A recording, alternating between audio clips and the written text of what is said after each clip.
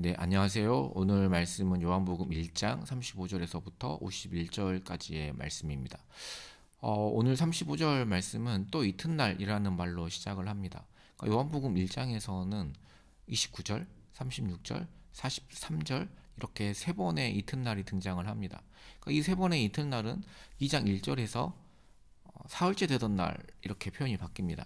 그러니까 이 세 번의 이튿날은 사흘째 날을 위한 예비적 세팅이죠. 그러니까 이거를 계산하면은 사흘째 되던 날이 예수님의 공생애가 시작된 지 7일이 되는 날입니다. 이것은 마치 창세기의 창조가 7일 만에 안식이 완성된 것처럼 예수님을 통하여서 새로운 창조가 새 창조가 시작되었음을 상징적으로 보여줍니다.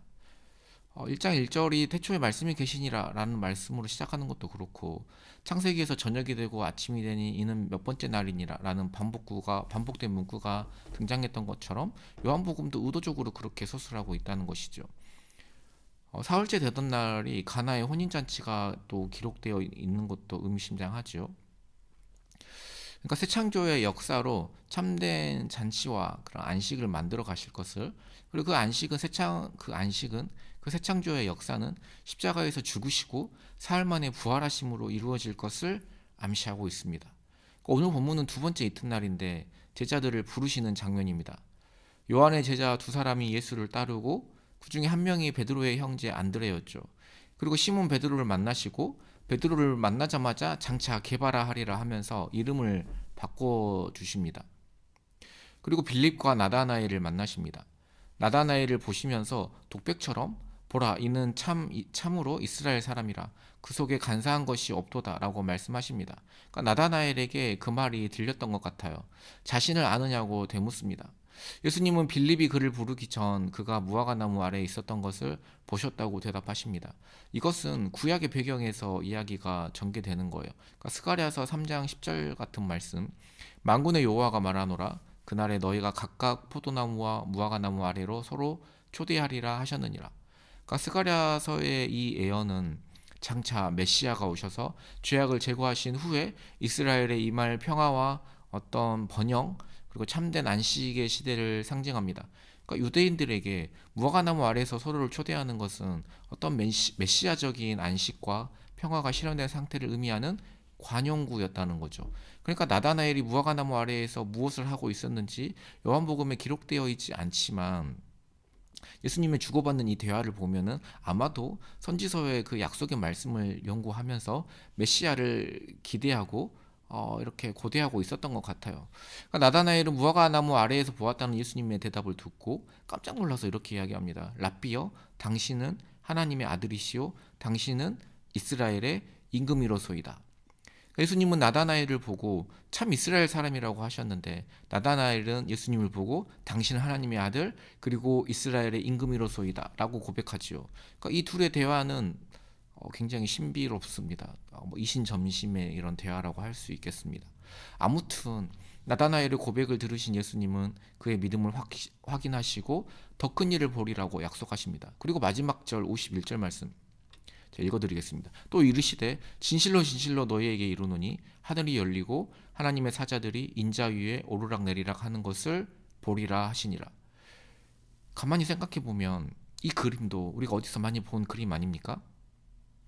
야곱이 광야에서 돌을 베개 삼아 잠들었을 때 꿈에서 본 환상이었습니다. 근데 그 꿈과 예수님의 말씀은 딱 한 군데가 다릅니다. 어디가 다를까요? 야곱의 꿈속에서는 천사가 사다리 위에서 오르락 내리락 합니다.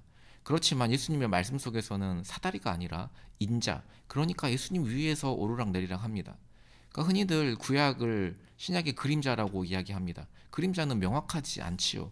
그래서 그림자만 보고는 그 그림자를 만들어내는 실체가 무엇인지 정확하게 알 수 없을 때가 많습니다. 그러니까 야곱이 본 하늘의 사다리도 실제로는 어떤 것의 그림자였습니다. 그것은 야곱을 향한 하나님의 복된 약속이었던 것만큼은 분명했고, 그래서 야곱은 그 환상을 보며 많은 위로를 받았겠지만 그것이 정확하게 무엇을 의미하는지는 알지 못했습니다. 창세기에서 그 이야기를 읽는 우리도 마찬가지였고요. 그런데 요한복음에서 그 그림자의 실체가 드러납니다. 사다리, 그것은 바로 예수 그리스도이셨습니다. 그러니까 인간이 죄를 지은 후에 사람은 하늘과의 직접적인 통로가 모두 끊어지게 되어버렸습니다. 그러니까 안식이 다 깨어진 거죠. 그러니 하나님으로부터 오는 가장 좋은 것들, 최고의 복들은 다 끊어지게 된 것이죠.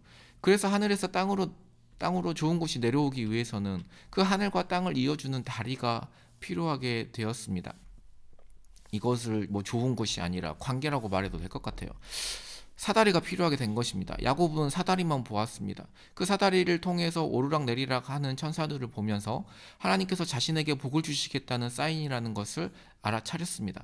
그러나 그것은 그 환상의 참된 의미가 아니었습니다. 그는 그 환상이 가리키는 진짜 복을 보지는 못했습니다. 비록 그가 야곱에서 이스라엘이라는 엄청난 이름을 얻었어도 그는 진짜 그 복을 볼 수가 없었습니다.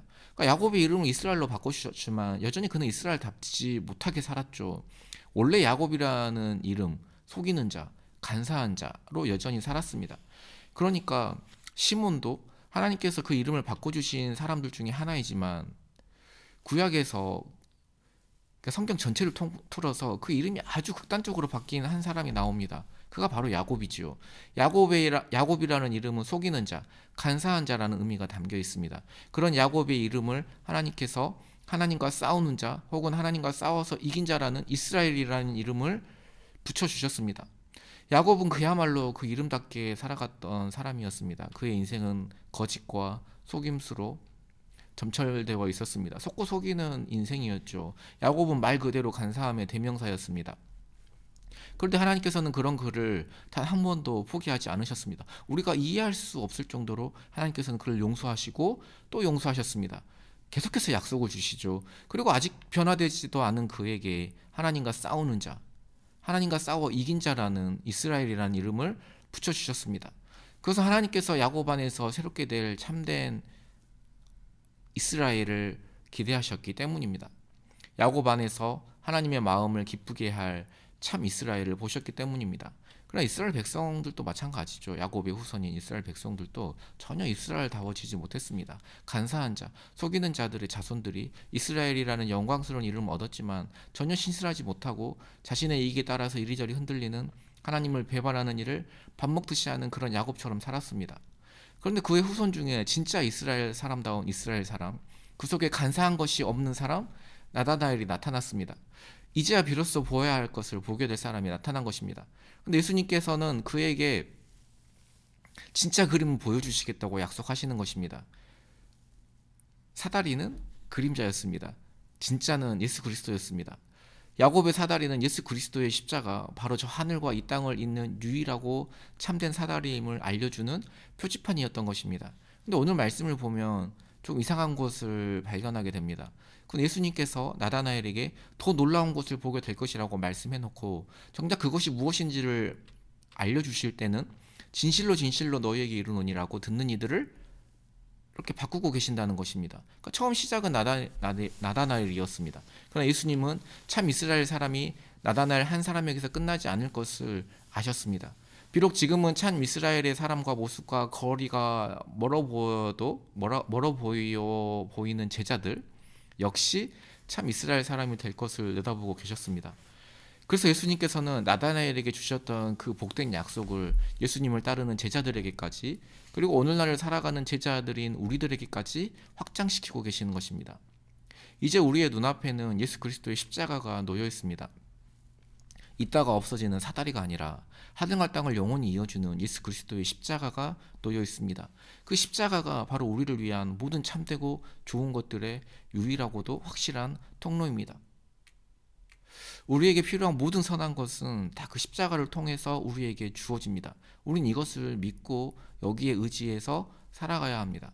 그러면 믿음 안에서 우리의 삶은 하나님께서 십자가를 통해서 주시는 선한 것들로 채워져 갈 것입니다. 왜냐하면 하나님께서는 이미 그분의 모든 것인 가장 귀하신 예수 그리스도를 그 십자가 위에서 우리에게 아낌없이 내어주셨기 때문입니다. 그리스도께 나아와 그 십자가 아래에 엎드려 그 아낌없는 은혜를, 그 복락을 누리시기를, 그 참된 안식을 누리시기를 예수님의 이름으로 소망합니다. 기도드리겠습니다. 하나님 감사합니다. 자격 없는 자들에게 그리스도인이라는 이름을 주시고 하나님 우리를 참된 이스라엘로 하나님께서 여겨주심을 또 세워주심을 감사를 드립니다. 우리에게는 여전히 야곱과 같은 간사한 모습으로 참된 이스라엘 모습으로 살아가지 못하는 모습이 우리에게 여전히 있지만 하나님께서 참된 사다리가 되어 주셔서 예수 그리스도를 통하여서 우리를 구원하시고 참 이스라엘 사람으로 만들어 가심을 우리가 믿사오니 오늘도 그 십자가를 바라봄으로써 마음에 참된 안식을 얻고 하나님 위로와 하나님께서 주시는 가장 좋고 선한 것들을 받아 누리는 우리의 삶이 되어질 수 있도록 하나님이 인도하여 주십시오. 감사드리며 예수님의 이름으로 기도드립니다. 아멘.